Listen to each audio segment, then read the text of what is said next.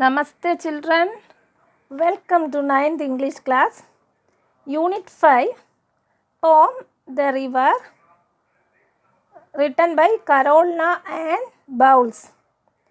Carolina and Bowles, 1786 to 1854 was an English poet and the wife of Robert Southey, the poet laureate of Britain for 30 years from 1813 until his death in 1843. She supported him through his smile. Dementia, she was a poet of great merit and produced some of the best work of the threshold of the Victorian era. She wrote various other works including The Little Lady Bird, Chapter on Churchyard and the Tales of the Factories. Here, the prescribed poem, The River, it is a beautiful poem which describes the power of a river. It is the poetess glorifies the river as a vital power of the nature. The river, Carolina and Bowles. River, river, little river, bright you sparkle on your way, over the yellow pebbles dancing, through the flowers and the foliage glancing like a child at play. Here, the poetess glorifies the river as a vital power. And here some philosophy underlies in these stanzas. Different stages of the human life is described here. First stanza, river, river, little river, oh little river. She is describing the river. Bright you sparkle on your way. River, you sparkle brightly on your way. How many of you see the river? Yes. River, it is sparkling. It is very beautiful. Here, poetess is saying, oh little river, you sparkle brightly on your way.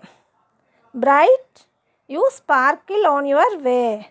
Over the yellow pebbles dancing. You go dancing over the yellow pebbles. In river, we can see the pebbles. So, poetess is saying, river, you go dancing over the yellow pebbles, dancing through the flowers and the foliage glancing like a child play. You glance through the flowers and the leaves of the tree, dancing all the while like a child. Here, the first stage of the human life is compared, that is the childhood. The first stanza, the movement of the river is compared to the childhood. Here, one word, foliage. What is meant by foliage? Cluster of leaves, flowers and branches. Both the banks, lot of flowers, bunches of flowers and trees and the branches there. That is foliage. Through the flowers and the foliage glancing. River, you are moving through you glance through the flowers and leaves of the trees, dancing all the while like a child. The movement of the river is compared to a child. The first stage, like a child who is playing hide and seek. Likewise only river is moving. See. Next. River, river, swelling river, on you rush through rough and smooth, louder, faster, brawling, leaping, over rocks by rose banks sweeping like impetuous youth. Here, first stanza, poet compared the river to a child. Second stanza, you can understand the last line, youth. Here the human life, youth is compared. Likewise, river, river, little river, first stanza, that first line is there. Again, the second stanza, that repetition is there. River, river, swelling river. Here, river is repeating. This is one of the poetic device. It is called anaphora. What it is? Anaphora, the repetition of a certain word or phrase at the beginning of the successive line of a writing or speech is called anaphora. But it is anaphora, repetition of the words. Here, river, river, little river, first stanza it is there. Again, river, river, swelling river. Again, the river is repeated, that it is called anaphora. What is anaphora? Repetition of certain word or phrase at the beginning of successive lines of the writing speech. Okay, children, river, river, swelling river. What is the poetic device there? Anaphora. On you rushing through rough and smooth. River, you rush through rough places and smooth places. While flowing, it is coming through rough place and smooth place.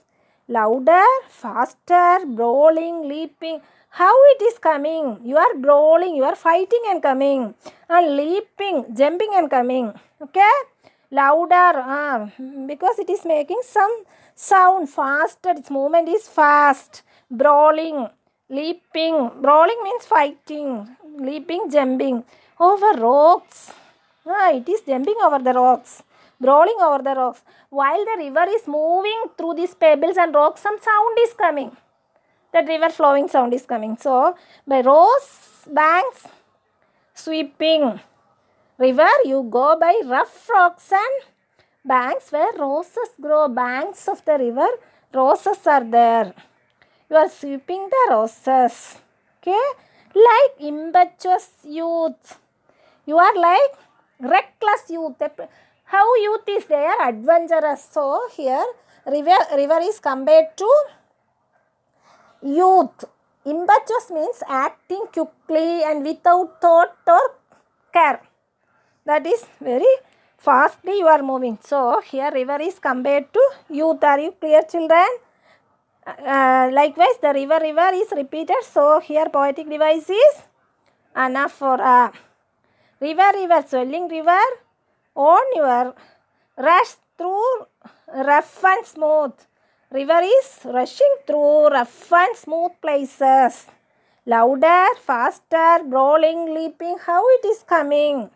Louder, faster, with sound it is coming. It is moving fast. Brawling, it is fighting. Because it is moving through the rocks, it is making some sounds. Leaping means jumping over the rocks. By rose bank, there is rose bank because on the banks of the river, roses are growing. So, it is sweeping the roses and coming. Like impetuous youth here, the river is compared to youth. First stanza, river is compared to a child. Second stanza, it is compared to a youth. Impetuous means acting quickly. Okay, come to third stanza. River, river, brimming river, broad and deep and still as time. Seeming still, yet still in motion, tending onward to the ocean, just like mortal prime. Again, sir, repetition is there. River, river, brimming river. Here, anaphora is there because river is repeating. Likewise, brimming river. This is called epithet. What is meant by epithet? It is an adjective or phrase expressing a quality. Okay? Here, little river, brimming river. The river is qualified here. It is adjective. So, it is called epithet. Okay? Anaphora, today we learned. Anaphora means repetition of the certain words. Epithet means an adjective or phrase expressing a quality or attribute. That is little river, brimming river, that and all epithet. River, river, brimming river, broad and deep and still as time. River which is full. Now you are broad because lot of water there. So you are broad and deep and motionless as time. You are still. Without movement it is saying as time. Seeming still, yet still in motion, tending onward to the ocean. Where this river is moving, you know? It is running to the ocean. Though you seem motionless. How it is motionless? Poet is saying, even though you are motionless, You are moving towards the ocean. It is flowing to the ocean. What is the destination for the river? Destination is there. It is going to the ocean. Now you are like a man in his prime. This is the third stanza. Human life. He is a first stanza a playful child. Second stanza impetuous youth. Third stanza like a mortal prime. Like now you are like a matured man, like a man in his prime, who are active, who is trying to achieve his goal. Okay. Just like mortal prime, like here simile is there. While we are comparing two objects using like, it is called simile. And the first stanza also like a child at play, it is simile. Like an impetuous youth, that is simile. Here just like a mortal prime. Mortal prime means you are like a man in his prime. A man who is trying to achieve his goal. Okay, children. Last stanza. River, river, headlong river, down you dash into the sea. See that line hath never sounded. See that sail hath never rounded like eternity. River, river, headlong river. Again anaphora, because river, river, it is repeating. Oh river. Poetess is calling the river. Oh river. River, river means oh river. Headlong river. You are moved quickly down into the sea. What is meant by headlong? Can you say headlong? With the head first and the rest of the body following. Tala kida. Okay. Here. You are headlong river. Oh river. You move quickly down into the sea. Down you dash into the sea. See that line hath never. So hath means in olden times, instead of has we are using. Okay, third person singular subject. Now we are using has instead of has. In olden English we are using the word hath. It is a form of have only. Okay. See that line hath never sounded. Here the depth of the sea never been measured by weighted line. We can't measure the depth of the sea. The line hath never sounded. See that sail hath never rounded like eternity. The sea which can be compared to eternity. What is meant by eternity? Life continuing without end after death. After death. Eternal means life continuing without end after. Ariyatha or life. That after death we are believing. Whether we are not sure whether it is there or not, but we are believing some eternity is there. So that is after death. It is the final stage. Last stanza of the river poem. The last stage of the human life is the described. Life is compared with the 4 stages in the course of the river. Last stanza again. River, river, headlong river, down you dash into the sea. Sea that hath never sounded. See that sail hath never rounded like eternity. Here sea is also repeating. So we can say that is also anaphora.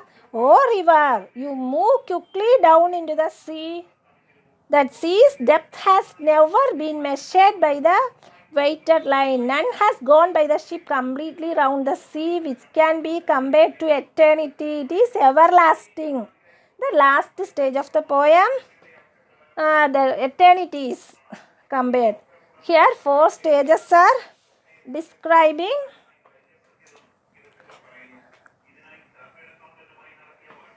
Okay, children, already I talked about the author again.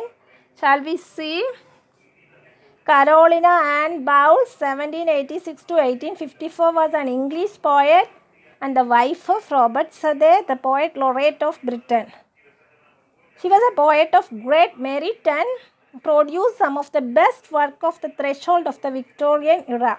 She wrote various other works including The Little Ladybird, chapter on churchyard and the tales of the factories. Caroline Ann Bowles she is the wife of Robert Southey. Robert Southey means he is the poet laureate of Britain. This Caroline Ann Bowles wrote many important poems like The Little Ladybird, Chapter on Churchyard and Tales of the Factories. See the glossary. Foliage, a cluster of leaves, flowers and branches. Glancing, touching or hitting something lightly from the side without causing much damage. Swelling, you know, becoming greater in intensity or volume. Rose banks, river banks where rose flowers appear along.